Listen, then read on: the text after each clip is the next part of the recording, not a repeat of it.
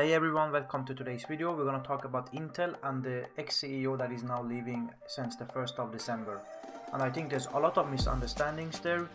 I do believe that my entire cautious bull thesis on Intel was depending on one single man, and that is Pat Gelsinger. Why do I say that? Well, Intel has a big problem, and the problem is named the board of directors. The board of directors, which we'll look at into the detail later on in the video, is consisting of a whole lot of, I would say, MBAs, and to be frank, people that seem to not have any vision whatsoever. These people are, as some people call them, bean counters. So before we continue with the bean counters in the board of directors, let's continue with a lot of other stuff that people are discussing. I think most of those who are actually knowledgeable about this space are agreeing that Pat is not the problem. Pat identified the problem. He understood that the only way to get Intel back on its legs is to invest a lot of money. We are talking tens of billions of US dollar into fabs because they've been behind TSMC for the past decade or so. There wasn't any other way to do this. What Intel needed is someone like Pat that understood the problem, identified the problem, started to invest money, and we were kind of going actually on the right path. Remember that Intel was, according to most data coming out, they were kind of getting there. Like Intel 18A looks to be the first threat to TSMC over the past decade. Now, I'm not saying that Intel 18A is able to challenge TSMC volumetric wise. They don't have the cost basis and the number of wafers out there to compete with the TSMC with 18A. But I think Intel 18A would have been the first step and the first sign that Intel is finally going on the right path. And it's so bizarre to see them firing the one guy that kind of seems to understand what Intel needed just before 18A is starting high volume manufacturing in next year, mid next year. So I think this is a really, can I be frank, stupid decision by the board of directors. And we'll look at those bean counters later. But let's see, actually I'm quite angry at this because my entire Intel cautious optimistic bull thesis until 2030 was based on a CEO that is based in technical understanding. Enough with these MBAs, enough with these people like, oh, we're gonna cut the business into this and this way. No, we needed someone who understood the semiconductor industry. And speaking of Pat Gelsinger, let's look at his career and see what he actually has been up to. So we can see that Pat Gelsinger started at Intel in 1979 with 18 years old. He then became their youngest vice president at age of 32 in 1989. He also became the CTO, so I would say his first really major job at Intel already in 2001. Under the previous CEO, I don't remember his name at the time, but we can see that then he left Intel in 2009 to become the CEO of EMC, and then again in 2012 he became the CEO of VMware and also rejoined Intel back in 2021 in the middle of the pandemic, right? And a lot of stuff happened between those years. I would say until 2010, Intel was essentially facing no threats. TSMC started to become a threat to Intel in the middle of last decade, especially because the Intel that then was not with Pat Gelsinger, remember he left in 2009. So by middle of last decade in 2014, 2015, where we started to see TSMC doing some nice business in the smartphone market. So we looked at Pat Gelsinger and his career at Intel, and let's start to look at the products that they launched during his spell at since he started again in 2021. We can see that in 2022 they were competing on the server market. The server market is one of the two biggest business segments for Intel. One is the server, the traditional CPU servers, and the other one is the laptop chips, essentially the chips that they sell to the Lenovo's, the Dells, and so on and so forth. And in the server space, remember that since 2017 AMD has been just slowly but surely like a machine been eating into Intel's server market. And in 2022, just 1 year into his spell, they were competing based on Ice Lake, and Ice Lake was nowhere near what AMD offered at the time. So you couldn't, blame Pat Gelsinger for their competitiveness in 2022. He was just for 1 year. How could he possibly make sure that in 1 year's time they would, design a new chip and, verified it and manufacture it in high volume. It's impossible. So he had to play the hands he got, and it's very stupid to blame him for the first few years. We can see that in 2023, Sapphire Rapids, I think a product that also was rumored way before he came back, at least they were starting to show some signs of improvement. Not a whole lot, but better than the lineup in 2022. Now, I think the first really good step with Pat Gelsinger was the first sign of Intel own manufacturing, and on the server side, it was introduced with Sierra Forest in this year. Sierra Forest was launched, I think, with Crestmont E-cores, and this is the first time we see that Intel has this new strategy where they have two different server lineups, one with smaller E-cores and one with larger P-cores. And Granite Rapids was essentially the larger P-core server lineup that they launched in the autumn. And I think that was also a really, really good product, still behind AMD, but we are getting now, closer. The difference is getting closer, and everything was lined up for Intel to at least try to take somewhat of a lead next year with Clearwater Forest based on Intel 18A and possibly also Diamond Rapids, which then would compete with AMD's Turin, which are based on TSMC 3 and 4 nanometer. And remember that TSMC and 3 and 4 nanometer are by no means better than Intel 18A. I don't think so. So I think that would have been a really, really interesting. It would probably be the first time we could have seen something from Pat Gelsinger and his leadership, and see how well that product would have fared. And I think it's very unfair to fire him just before he gets his real first shot. I know that some others would say that, but come on, he had Meteor Lake, he had Arrow Lake, but those are consumer products, and they are fighting with an AMD that is essentially armed with everything you could possibly give them. AMD is a complete different AMD that they were 10-15 years ago. So you couldn't just, because of a couple of failures. And remember, Meteor Lake, I wouldn't call it a failure. It failed in some aspect, in some areas, as well as also Arrow Lake failed, especially in gaming. But in multi-core thread performance, I think both Meteor Lake and Arrow Lake are fairly good. Now the 13th and 14th gen and the issues that we have seen, the technical, issues and a lot of them breaking, is kind of before Pat's time, because the 13th and 14th gen are kind of remade Intel Alder Lake 12th gen, and that was something that was launched in late 2020 or early 2021, so before Pat came into the picture.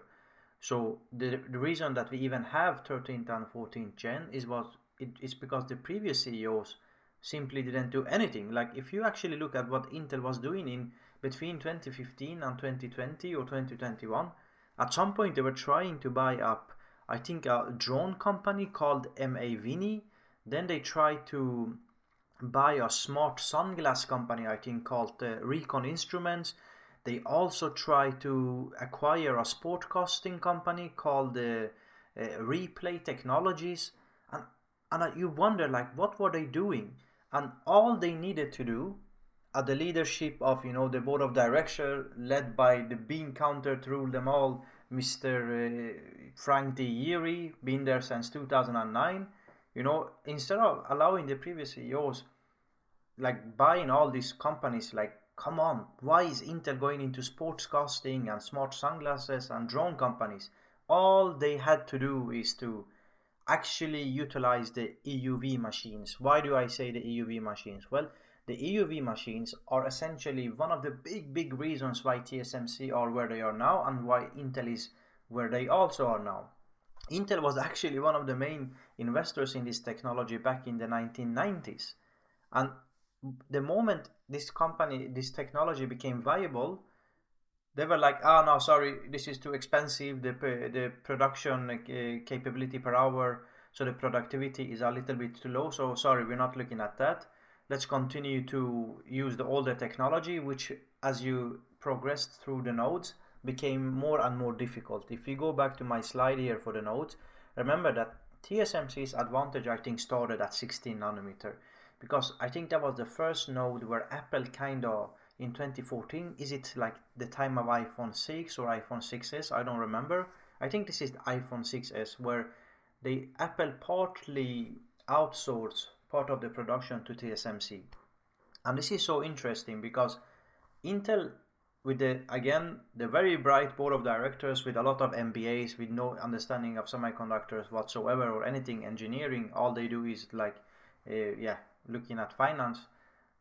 They didn't see this coming. They didn't see the rise of EUV from ASML, which TSMC obviously tapped into, and then they also didn't see the rise of mobile, like laptops and smartphones. As you know, over the past 2 decades, more and more people are, not using big computers, and they're fully happy with their iPads, with their, at best case, a thin laptop or usually a phone. Not a lot of people need a, desktop or a big laptop as they did 20 years ago. And Intel board of directors somehow didn't see this coming. And this, lack of vision combined with the complete lack of understanding of how to utilize and actually use EUV machines in the manufacturing steps of semiconductors as you go lower and lower in the smaller and smaller in the transistors. Look at this here. The reds or the pinks are TSMC and the blues are Intel. And Intel was stuck on 14 to 10 nanometer all the way to 2021.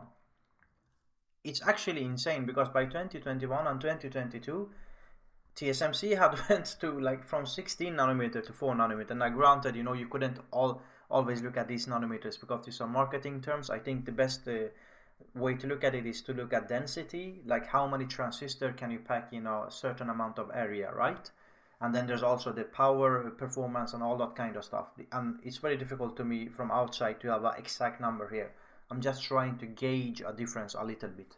But yeah, so they missed the EUV rise, they missed the mobile smartphone rise, and then as we are going into the AI space with the rise of Nvidia over the past 2 or 3 years, they also missed the AI GPU segment. So these board of directors are experts in missing and having no vision at all. And the only guy of this board of directors that seemed to have a vision was Pat Gelsinger. And somehow I'm not gonna say the words, but these people are firing Pat, the guy that actually seems to prioritize the engineering. Remember, engineering is what made Intel what they are today, or at least were for the past, 5 decades or so. And then they're gonna continue with all these bean counters. Look at this other one, Barbara Jean-Novick, co-founded BlackRock. Yeah, I'm sure co-founder of BlackRock is gonna help compete with TSMC when we are talking about physics and rocket science level of difficulty. Probably more than rocket science. This stuff is more difficult than what Elon Musk and SpaceX is doing. If you read about the process of ASML and the EUV and how they melt up thin droplets and extract the EUV light out of it to print it in less than tens of nanometers on all these silicon wafers and do it in a millions, tens of millions of chips. This is so difficult. And you think someone like Barbara Jean-Novick that co-founded an investment company, or this other guy, James G. Gotes, also partner of Sequoia Capital.